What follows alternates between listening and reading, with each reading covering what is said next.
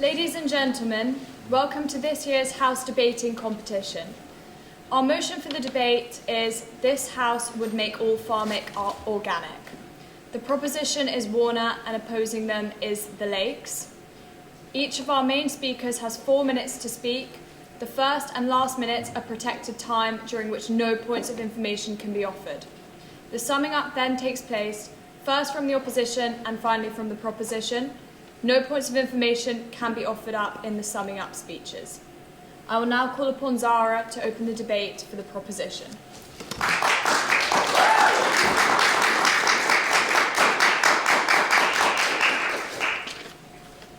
Honourable Chair, esteemed judges and worthy opponents, we stand here today to propose the statement that all farming should be organic.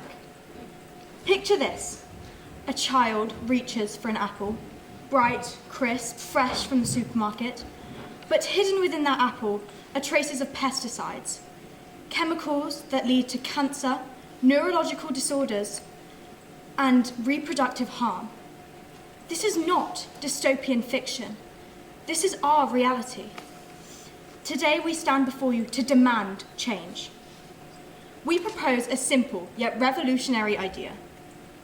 All farming should be organic. Because what is farming if not the very foundation of our survival? And what is survival if the food we eat is slowly poisoning us? What is the problem? A broken system. For decades, industrial farming has been sold to us as a miracle, feeding the world with higher yields and lower costs, but in reality, that's not the truth. There's a health crisis. A 2023 study in The Lancet reveals there are 385 million cases of pesticide poisoning every year. Glyphosate, the world's most used herbicide, is classified as probably carcinogenic by the International Agency for Research on Cancer. If we won't put poison in a child's milk, why would we allow it in their fruit? It is an environmental catastrophe. According to the United Nations, 33% of the world's soil is already degraded. Rivers suffocate from chemical runoff, and pollinators, the tiny architects of our food system, are vanishing. Since when did feeding the world mean destroying it? Conventional farming is causing a climate disaster. Industrial farming pumps out 24% of global greenhouse gas emissions, according to the IPCC. Synthetic fertilizers release nitrous oxide, a gas 298 times more potent than carbon dioxide. Every bite of chemical... Organic approved pesticides like copper sulfate are toxic to aquatic life. So this means that it will be impacting the environment under the sea as well. But the effect that industrial farming has on the world as a whole is causing more harm. So what is our solution? Organic farming. The opposition may argue that organic farming is unrealistic, that we can't feed the world this way, but what good is a full plate of food if it contains chemicals that cost us our land, our health, and our future? We need healthier food and healthier people. A study by the British Journal of Nutrition found that organic crops contain 60% more antioxidants and 50% fewer toxic metals than conventionally grown crops. This isn't a luxury, it's a necessity. We must work towards restoring the environment. The UN Environment Programme confirms that organic farming has 30% more biodiversity than conventional farms. The Rodale Institute's 40-year-old study confirms that organic soil retains 30% more carbon, helping fight towards climate change. Organic farming is a sustainable way forward. Research shows that organic farming can match conventional yields if properly supported. And in drought, organic farming doesn't just match, it outperforms by 40%. So, this is not the choice between organic and industrial farming. It is the choice between a future in which we thrive and a future in which we merely survive. Thank you.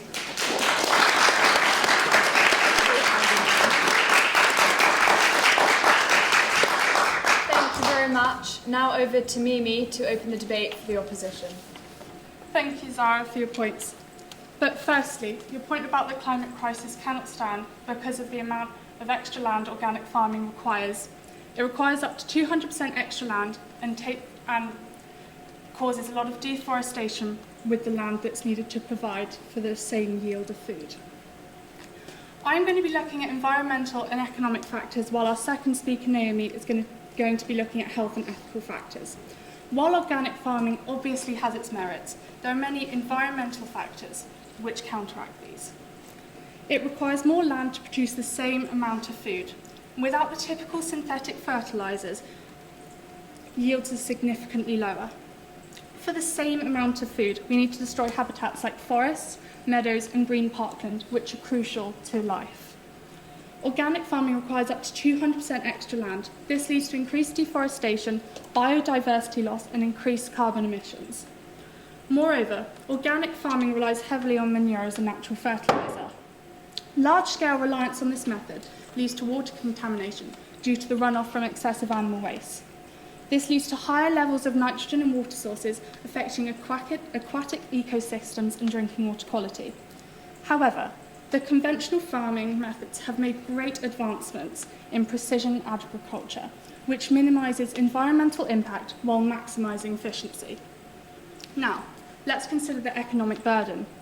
Organic food production is significantly more expensive due to higher labour costs and lower yields. Point of information.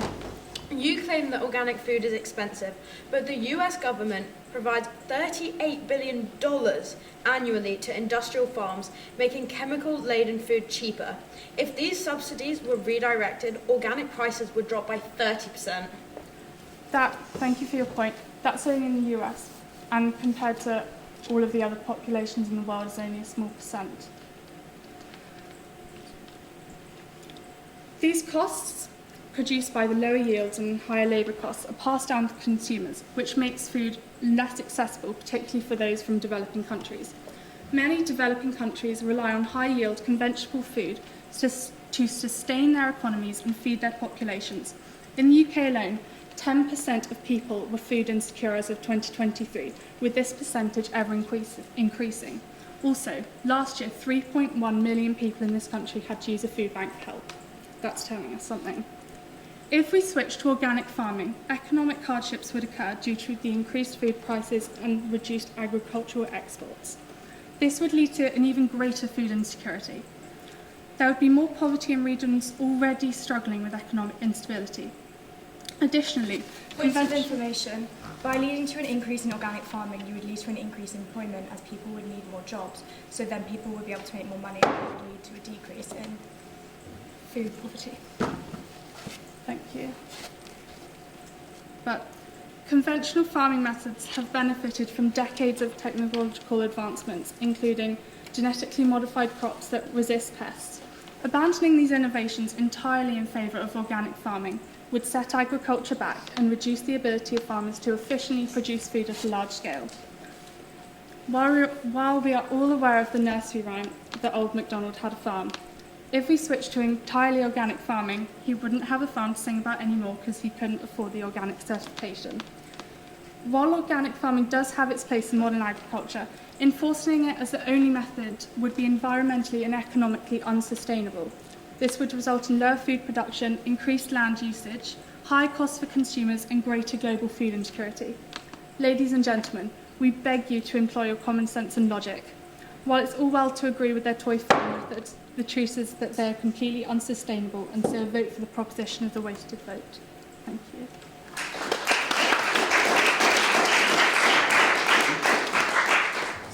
Thank you. I now invite the second speaker for the proposition, Tatum, to respond to those points.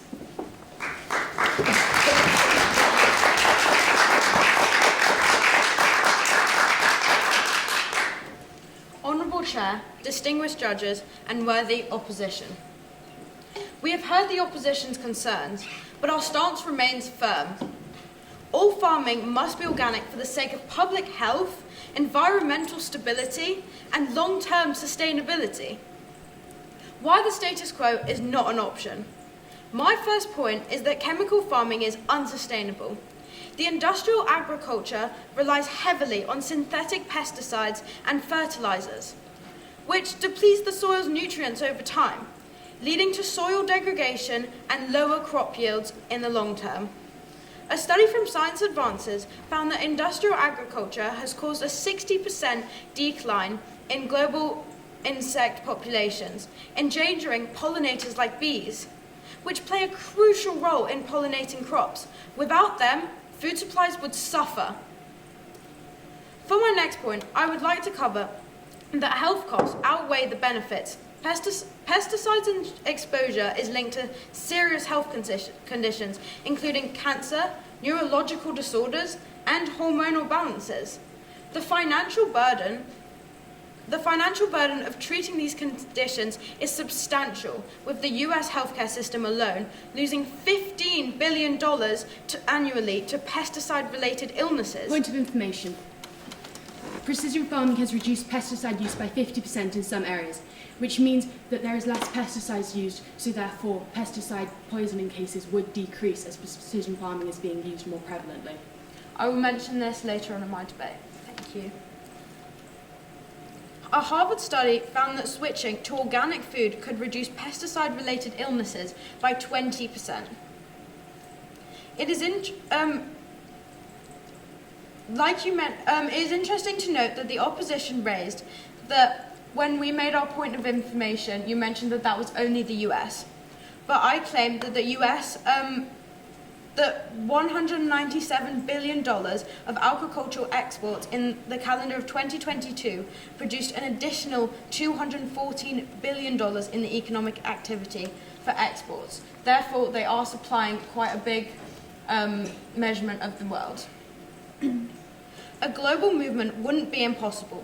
For example, Denmark has committed to 100% organic farming by 2030.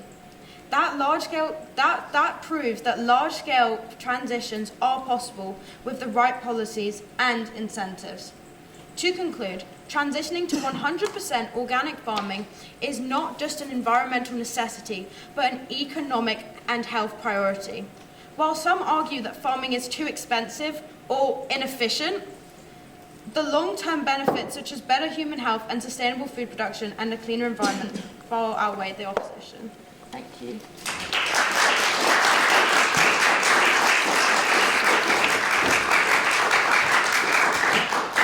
Thank you. Now on to the second speaker for the opposition, Naomi.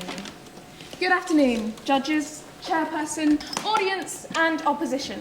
As we have heard from our first speaker, we are here today to outline the reasons why it would simply be unattainable to make all farming organic. As second speaker of the opposition, I will be discussing the health and ethical issues surrounding this motion. Now, both of your speakers have talked about sustainability. Sustainability of the environment. Yes, that does need to be taken into account, but what about the economic factors playing a part in this? The apple that you talked about, the fresh apple that we would be giving to our children would be full of pesticides. Okay, but poorer families will not be able to afford this apple to give to their children if we made all farming organic. It would be too expensive. They would not have access to this fresh fruit. They would have processed foods that could actually lead to people leading a less healthy lifestyle. You also addressed, as your second speaker addressed, the financial burden of the natural causes, the natural damages that would cause, and how this was a financial burden on countries. But what about the financial burden that it would be to remove all pesticides? In 2021, a vote was taken in Switzerland that all farming should not have any pesticides in it. However, more than 60% of the population voted that this should not be passed. We should be able to use pesticides because local farmers would not be able to benefit from this. They would become bankrupt because they wouldn't have the money to be able to pay for it and to pay for substitutions. According to the Pew Research Centre, 91% of scientists have agreed that conventional and organic foods are in fact nutritionally equivalent. So in terms of macronutritional value, there is very little variation between the two. This shows that there is no clear substantiated link between better health and an organic diet. According to recent studies made by the Mayo Clinic, the majority of people who follow a solely organic-based diet also believe in eating unsaturated, unprocessed, and whole grain foods, as well as taking part in a large amount of physical activity. So overall, they follow a healthier lifestyle than the average person. So their good health cannot Point of be... information, you mentioned that organic food was equally as healthy to conventionally farmed food, but a study by the British Journal of Nutrition found that organic food contains 60% more antioxidants and 50% fewer toxic metals than conventionally farmed food. That is true, but if you're just eating processed food, it's still going to contain the same amount of fats and lipids and sugars. This is not good if this is only going to be part of your diet. Yes, there will be the chemicals.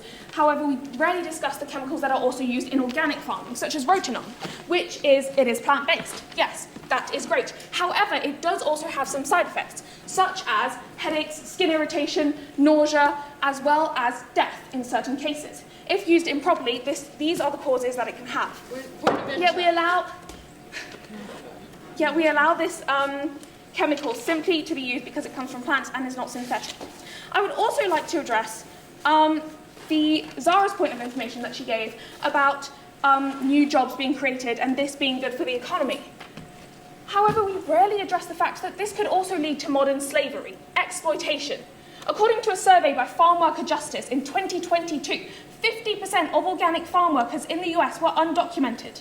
This is likely to be because organic farming is much more labour intensive. It requires 35% more labour per farm, which will lead to an increase in exploitation, as well as child labour, which is seen in the organic cocoa production.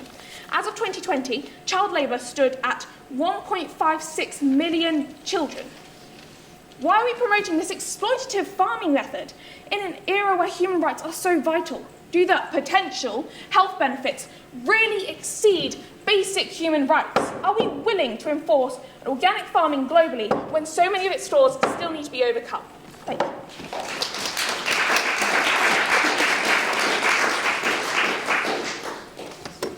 We now move to summary. First, the opposition summary speaker, Victoria.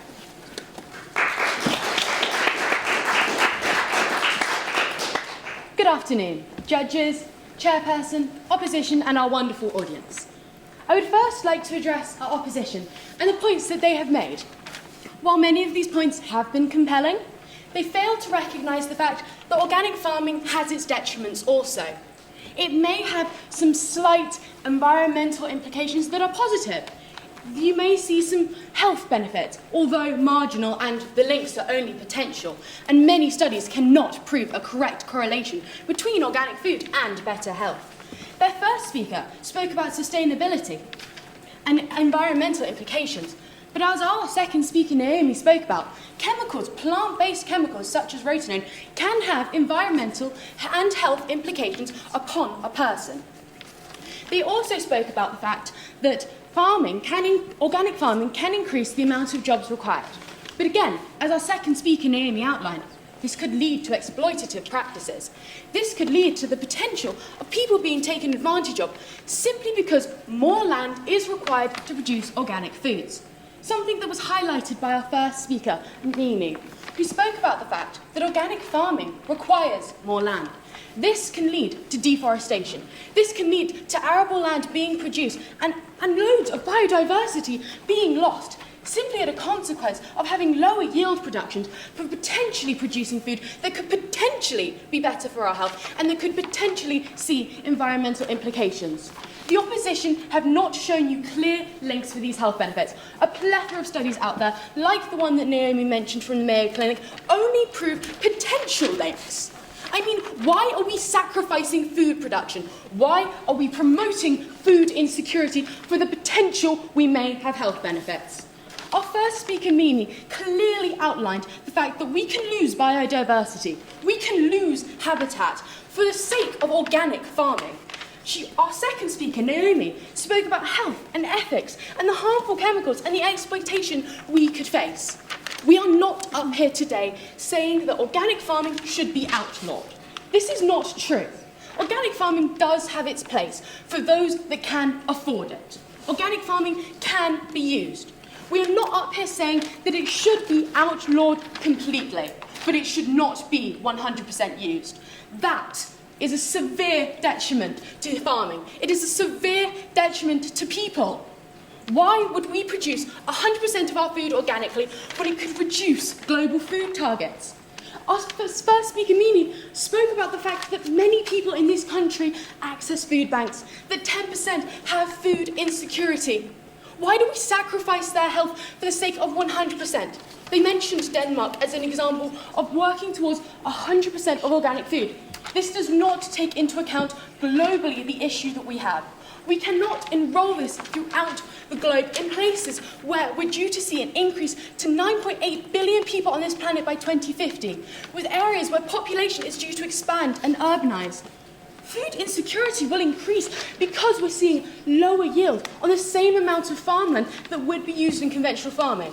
Why should we toss out our scientific developments in order to move back in practice that cannot be as sustainable economically, health and environmentally as they claim to be? Organic farming has a place, but it is not 100%. It is not fully sustainable and it is not fully required. So while they may convince you that organic farming should be 100% employed, this is categorically incorrect. It has its place, but it should not be 100% enrolled. Thank you very much.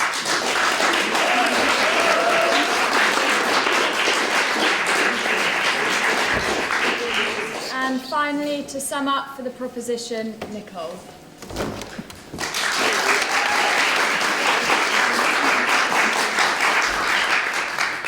Good afternoon, audience, good afternoon, judges, and good afternoon, the opposing team. We've ended up at a path where there are two different directions. In one path, you can see a future that's poisoned by chemicals, degraded soil, and a failing ecosystems. In the other path, there's a future with nourishment, sustainability, and a planet that thrives. Me and my team today, as you've seen and heard, urge you to pick the second path. Why? Because our health, environment, and our future depends on it. You mentioned that organic farming decreases biodiversity, but research actually shows that organic farming actually boosts biodiversity by 30%, which also increases the crop's resilience to climate change, which we now know that we cannot avoid. You also mentioned that organic farming yields are not as the same, they do not match conventional farming. But studies show that organic farming yields improve over time and that soil health also improves. And when in droughts, organic farming also outperforms conventional farming by 40%. The opposing team claims that organic farming is too inefficient, too costly, and too unrealistic. But if we really look at it, what's the true cost of cancer, the true cost of dead rivers, the true cost of barren lands? If we look at the points, really, Food Agricultural Organization reports that 33% of our soil has degraded beyond repair. What can we do about that? And that there's a 60% decline in pollinators, which are the very creatures that keep our food system alive. You also mentioned that we need to focus on meeting global food targets, but then if we look at food waste, 1/3 of all food produced for human consumption is lost or wasted globally, totaling about 1.3 billion tons each year. So instead of focusing about how to meet global food targets, why can't we focus on how to reduce food waste? And the Rodale Institute found that organic corn yields were 31% higher than conventional yields throughout drought, which highlight their resilience and efficiency. And right now, we need to think about how to prepare for the future instead of just focusing on what we want now. This really isn't a debate about convenience, but it's actually a debate about conscience. Do we continue poisoning our fields and our future for short-term gain? Or do we invest in a system that's going to lead a better future for the rest of them to come? I think the answer is obvious, and the evidence is clear. Choose health, choose sustainability, and choose organic. Thank you.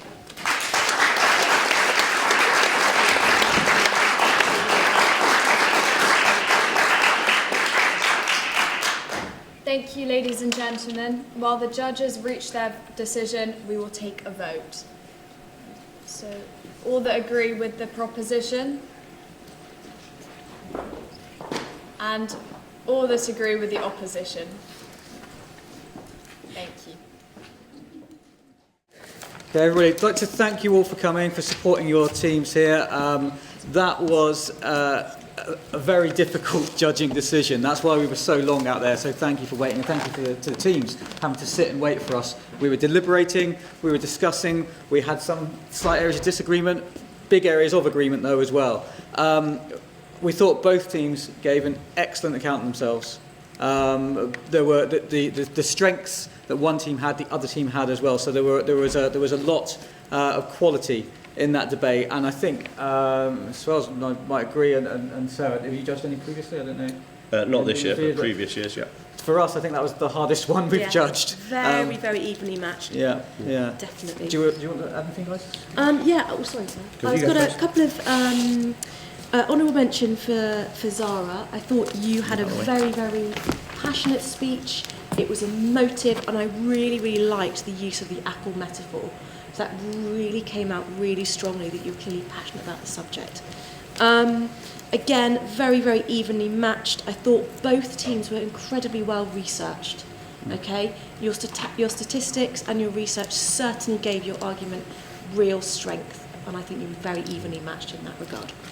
Okay, so well done. Just to add to that, and you may not be surprised being sort of reasonably scientific in my nature and looking at those sort of things, it was really good to see you pulling stuff off, and be that the data and that specifically. What I would say is point for everyone, go forward, try and keep it as global as we can in that regard, and don't just try and hang on sort of one country. And I know you talked about the US, but then you talked about Denmark, you talked about a bit of Europe and all of that. But it was good to see those bits of information and those numbers coming in. What I would say is try and be really specific if you fall into a debate like this moving forward, about your biodiversity comments and your habitats comments, so you know what you're really talking about. And it's a big terminology that people use, but try and be specific to keep it to your arguments, be that as opposition or proposing in that sense, so you can really sort of nail it down. And are we talking about habitats of cutting up hedges, or are we talking about the biodiversity of soil organics and things like that? Because then that really helps either argument on that. But really good. What I really liked as a scientist was the emotion that you all brought into it as well. Really persuasive, emotional argument. So well done on that to all of you. Over to you, sir. I can't speak as a scientist, but I have eaten an apple before, so I did have an interest in this. I want to give an honourable mention as well to Victoria. I thought the delivery was excellent. There was very little looking at notes, and that was the same for Naomi also. I noticed very, very much sort of from memory and from the heart as well. It was quite impassioned, which was good to see. You know, we were enjoying watching you there. You're making your points well. It was clear. It was concise. You were giving a breakdown of what your team and the other team had said. So yeah, I think a deserved honourable mention there for your overall presentation. Should we do the result, do you think? Yeah? All right, it's up to me to do this. So very, very close, but on the strength of a few slight points like some delivery, some of the research done and the evidence used, which both teams were strong on, and the overall presentation, there we are going to go for the lakes as